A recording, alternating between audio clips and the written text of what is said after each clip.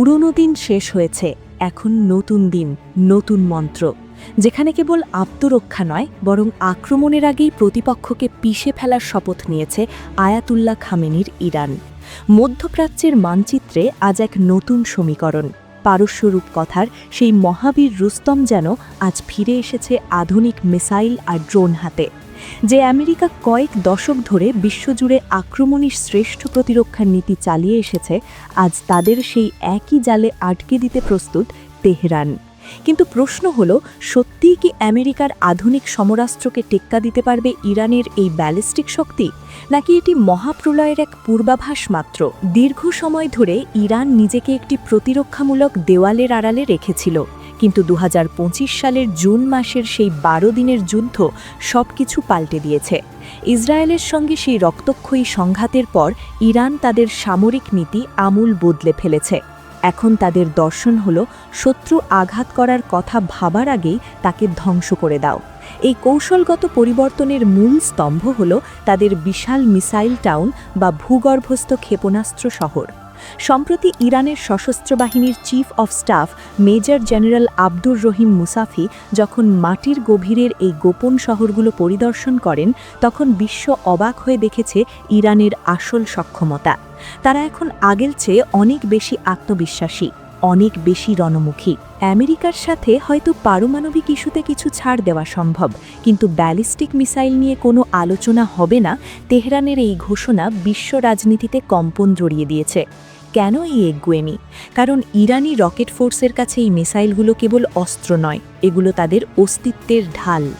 ফাত্তা, খাইবার শেকান কিংবা শাহাব-3 একের পর এক অত্যাধুনিক ক্ষেপণাস্ত্র দিয়ে ইরান আজ মধ্যপ্রাচ্যের প্রতিটি কোণকে নিজেদের টার্গেটের মধ্যে নিয়ে এসেছে।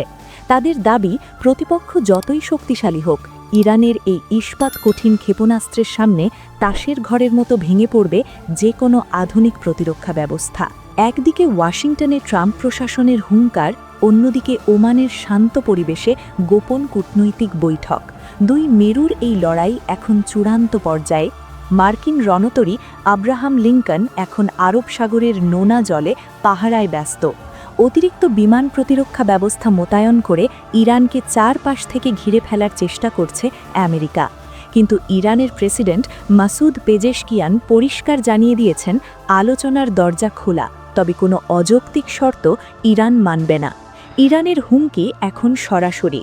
যদি ইরানের এক চুল ক্ষতি করা হয়, তবে বিশ্বের যে কোনো প্রান্তে থাকা একজন মার্কিন নাগরিকও আর নিরাপদ থাকবে না। ইতিহাসের এক অদ্ভুত পুনরাবৃত্তি দেখছে বিশ্ব।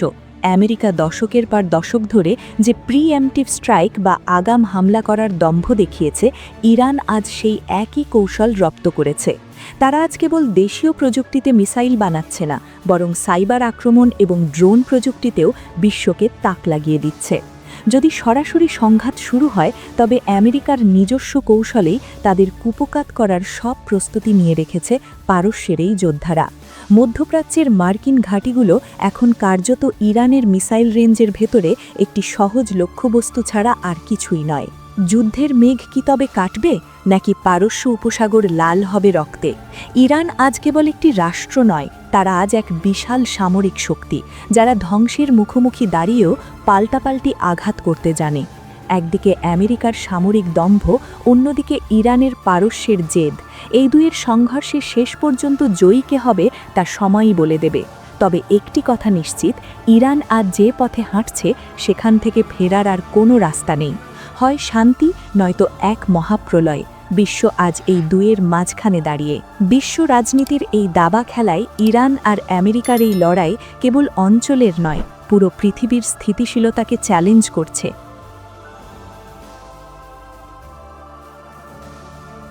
আপনার কি মনে হয়, ইরান কি সত্যিই পারবে আমেরিকার এই বিশাল সামরিক শক্তিকে রুখে দিতে, নাকি মধ্যপ্রাচ্য পা বাড়াচ্ছে এক ভয়াবহ ধ্বংসের দিকে? আপনার মূল্যবান মতামত আমাদের কমেন্ট বক্সে অবশ্যই জানান। আপনাদের প্রতিটি মতামত আমাদের নতুন বিশ্লেষণের প্রেরণা দেয়। যদি এই তথ্যবহুল বিশ্লেষণটি আপনার ভালো লেগে থাকে, তবে ভিডিওটিতে একটি লাইক দিন এবং বন্ধুদের সাথে শেয়ার করুন। আর ভূ রাজনীতি ও সামরিক শক্তির এমন আরও রোমাঞ্চকর ইনসাইড স্টোরি সবার আগে পেতে আমাদের চ্যানেলটি এখনই সাবস্ক্রাইব করে পাশে থাকা বেল আইকনটি চেপে রাখুন। আজকের মতো এখানেই বিদায় নিচ্ছি। দেখা হবে পরবর্তী ভিডিওতে। ততক্ষণ ভালো থাকুন, সচেতন থাকুন। ধন্যবাদ।